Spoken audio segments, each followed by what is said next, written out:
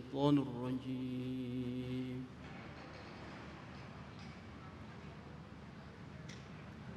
بسم الله الرحمن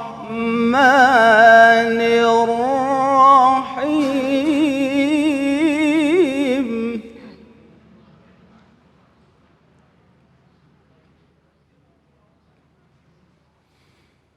ادع إلى سبيل ربك بالحكمة والموعظة الحسنة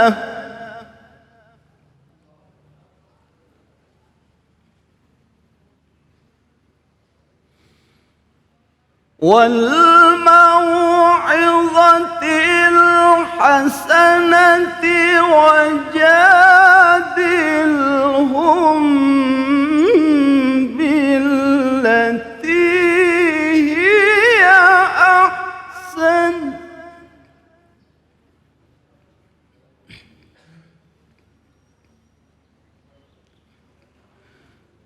إن ربك هو أعلم بمن ضل عن سبيله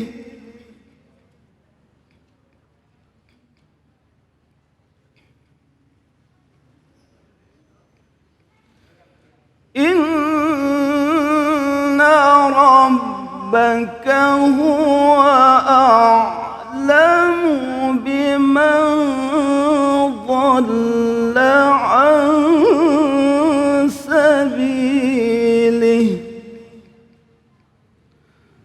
وهو أعلم بالمهتدين صدق الله العظيم.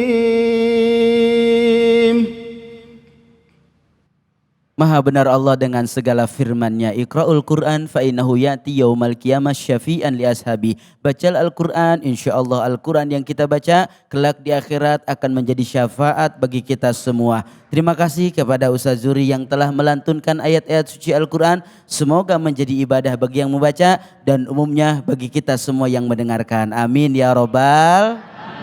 Kembali lagi di Cahaya Hati Indonesia. Saat ini kita sudah bersama guru kita Kiai Haji Fikri Haikal MZ. Insya Allah beliau akan membagi ilmunya kepada kita semua. Surah An-Nahl ayat 123, 125.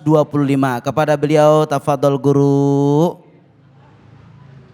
Assalamualaikum warahmatullahi wabarakatuh.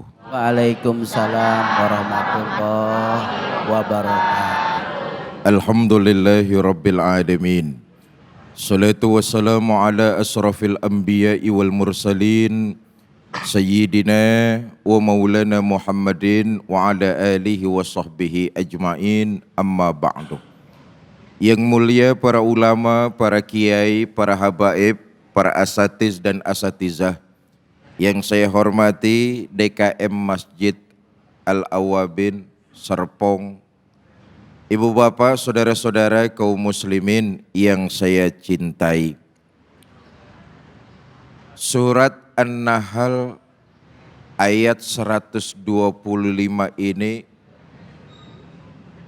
mengajarkan kepada kita tentang sebuah anjuran untuk berdakwah, untuk mengajak, untuk menyampaikan manusia kepada jalan-jalan menuju kebenaran. Karena itu keberhasilan sebuah dakwah, keberhasilan sebuah penyampaian tidak terlepas dari cara penyampaian itu sendiri. Kalau yang disampaikan bagus, dengan cara-cara yang bagus, insya Allah dakwah akan tercapai. Tapi kalau yang disampaikan bagus, tetapi cara-caranya tidak etis, tentu tujuan dan maksud dakwah juga akan mengalami kendala di tengah jalan. Karena itu sesuatu yang bagus harus disampaikan dengan cara-cara yang bagus. Penuh kesantunan, penuh kesopanan, dan penuh dengan etika. Karena itu Al-Quran menggarisbawahi lewat Qori yang tadi sudah membacakan ayatnya, inilah metode dakwah. Disampaikan dengan pertama hikmah, yang kedua mau'izah, yang ketiga dengan debat. Saudara, debat itu bukan dalam Islam tidak boleh, boleh. Ini bagian dari metode cara penyampaian nilai-nilai kebenaran. Tetapi ada batasan-batasannya. Ibu bapak saudara-saudara para pemirsa yang saya cintai. 3 metode dakwah ini dilakukan oleh baginda kita Nabi besar Muhammad sallallahu alaihi wasallam. Dan Nabi menyampaikan dakwah Islam melalui 3 metode tersebut memenuhi unsur-unsur. Pertama, unsur pencerahan. Apa unsur pencerahan? Manusia yang tadinya enggak ngerti jadi ngerti. Ini pencerahan nih. Manusia yang tadinya enggak tahu jadi tahu. Kemudian unsur edukasi.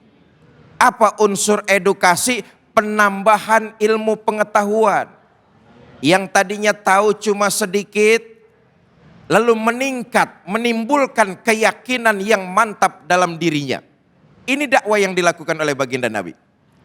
Yang ketiga, di antara kesuksesan ciri dakwah baginda Nabi itu, beliau tidak mempersulit metode dakwah. Beliau tidak mempersulit kajian-kajian dakwah. Islam yang ditampilkan oleh baginda Nabi adalah Islam yang rahmatan lil alamin, bukan Islam yang nakut-nakutin. Hei, nih penting nih. Islam yang ditampilkan oleh baginda Nabi, Islam yang rahmatan lil, bukan Islam yang nakut-nakutin. Satu contoh. Dulu ada orang durjana, biang preman, bajingan tengik. Datang sama Nabi. Ya Rasul, ajarkan saya tentang Islam. Diajarkan oleh baginda Nabi tentang agama Islam. Setelah diajarkan, nih preman mantap hatinya. Ya Rasulullah, saksikan mulai sekarang asyhadu alla ilaha illallah wa asyhadu anna Muhammadan Rasulullah. Masuk Islam nih preman nih. Nanya lagi dia, ya Rasul, saya sekarang kan udah Islam. Iya. Saya mau tanya ya Rasul, tanya apa? Kalau memang sekarang saya sudah Islam, saya alhamdulillah, bagus. Cuman jujur ya Rasul, saya belum bisa ninggalin mabok. Terus saya juga belum bisa ninggalin judi. Lalu, atuh lagi ya Rasul, apaan? Saya seneng zina. Komplit udah. Komplit. Kita lihat. Apa Nabi marah? Enggak. Nah, ini metode dakwah Nabi nih. Nabi enggak marah. Kata Nabi, jadi sampean masih suka mabok? Suka ya Rasul. Judi? Iya. Zina? Oh. Ya udah, sekarang begini aja. sampean kan sudah masuk Islam. Islam itu agama yang mudah, bukan agama yang sulit. Sampean sudah jujur, sampean masih seneng mabok, masih suka judi, masih seneng sama zina. Mulai sekarang saya cuma minta satu. Apa ya Rasul? Sampean jangan bohong. Cuma itu ya Rasul, cuma itu. Kalau cuman nggak bohong mah saya sanggup ya Rasul. Saya pikir saya dilarang. Kalau cuma saya nggak bohong doang mah saya sanggup, kecil dah itu. Pulang nih orang nih. Hari berlalu berganti minggu. Satu saat nih orang keinginan untuk mabok timbul, hasratnya besar. Bahasa anak sekarang sakau. Sudah dia beli minuman itu, sudah dia taruh gelasnya, tinggal tuang minuman ke dalam gelas, dia minum. Begitu itu dia ingat janjinya sama Rasul. Iya, saya sudah janji sama Rasul jangan bohong. Ntar kalau ditanya sama Rasul, kamu mabok apa enggak? Saya bagaimana jawabnya? Kalau saya jawab mabok, tentu hukum akan berlaku. Kalau saya jawab enggak, berarti saya bohong. Perang antara batin dengan bisikan setan. Menang bisikan batinnya. Enggak jadi dia mabok. Satu saat nih preman, mantan preman lewat pasar. Ada keinginan untuk mencuri barang dagangan orang lain. Sudah dia niatkan, dia ingat akan janjinya sama Rasul. Ntar kalau ketemu Nabi, saya ditanya, kamu nyolong apa enggak? Bagaimana jawabnya? Kalau saya jawab saya nyolong, hukum berlaku. Kalau saya jawab enggak, berarti saya bohong. Perang lagi, menang lagi bisikan batinnya. Enggak jadi nyolong. Satu saat dia ngelihat perempuan cakep. Tertarik ingin melakukan perbuatan zina. Begitu itu perempuan dibawa ke dalam kamar, dia ingat janjinya sama Rasul. Ntar kalau ketemu, saya ditanya, kamu zina apa enggak? Saya jawab zina, hukum berlaku. Saya jawab enggak, saya bohong. Perang lagi, akhirnya dia enggak jadi zina. Terakhir dia datang kepada baginda Nabi, ya Rasul, sodakta, Anda benar ya Rasul. Yang Anda minta sih kelihatannya enteng. Cuma ujungnya saya nggak bisa bekutik ya Rasul.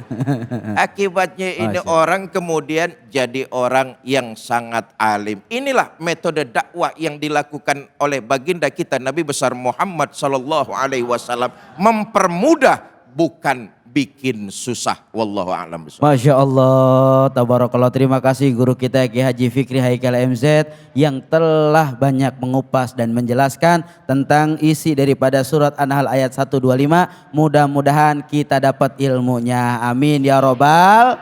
Ingat bahwa Islam yasiru wala tu'asir. Islam itu memberikan kemudahan dan tidak mempersulitkan atau menyulitnya. Mudah-mudahan ada keberkahan buat kita semua. Setelah ini kita akan dengarkan satu lagi penjelasan tafsir Quran dari guru kita Ustadz Yofi Nurdiansah. Jangan kemana-mana, tetap di Cahaya Hati Indonesia.